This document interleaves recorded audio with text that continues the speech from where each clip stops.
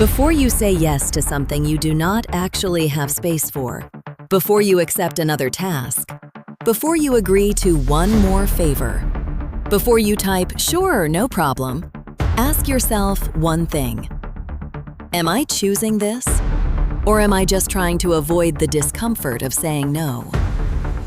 Because not every yes is a real decision. Sometimes it is fear dressed as kindness. Sometimes it is guilt pretending to be responsibility.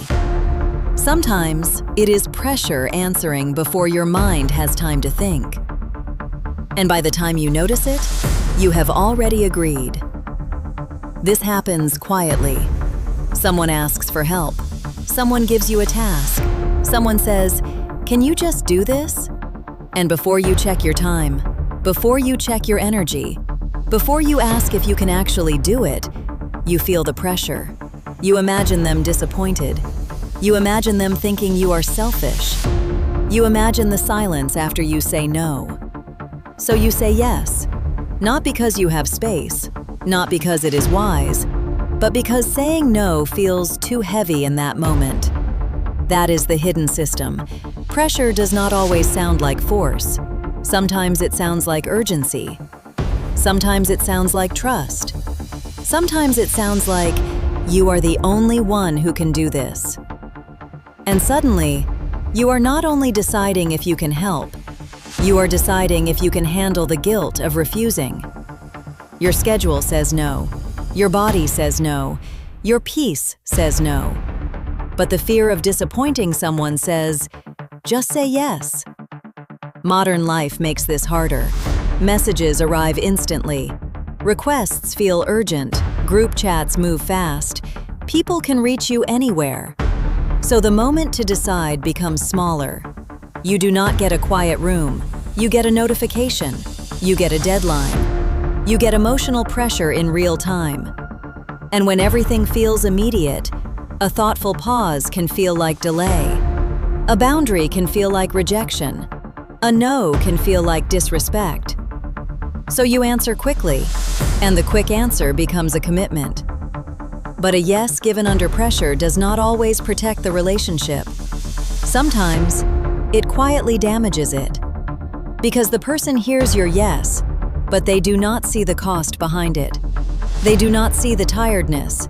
They do not see the resentment building. They do not see the part of you that feels trapped. And later, that pressure comes out in your tone, your delay, your exhaustion, or the way you help without a full heart. A forced yes can become a hidden no. This does not mean you should stop helping people. Kindness still matters. Sacrifice can still be meaningful. Commitment can still be honorable. But the question is not, should I care? The question is, am I still choosing this freely? Because real kindness needs truth, and real responsibility needs capacity.